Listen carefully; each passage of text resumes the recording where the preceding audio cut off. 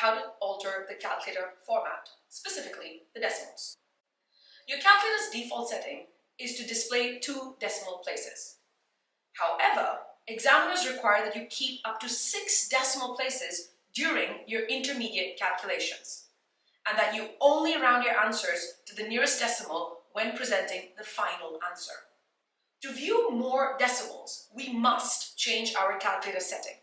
To do that, go ahead and press the yellow button, and format the decimal.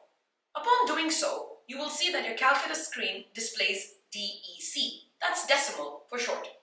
You are now free to enter as many digits you would like to see as decimals. The maximum is 9. Let's go ahead and enter 6. As you can see on the screen, the calculator has not accepted your number. How do we know that? It's because there is no equal to sign that is displayed alongside the 6. So you must press the Enter button on top. You can exit the formatting application by pressing the second button and Quit on the top left. As you'll see now, your screen is very busy with so many decimals. Here at Edge, we recommend that you keep your calculator setting to 9 decimal places. Why so? Let's take a look.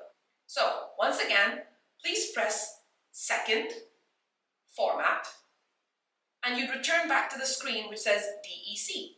Go ahead and type 9, and remember, this number hasn't been accepted by the calculator until you hit the Enter button on top. Once you press the Enter button, you would see the equal to sign populate, indicating that the calculator has accepted your number. Once again, to exit this application, press the yellow button and press Quit, which is on the top left.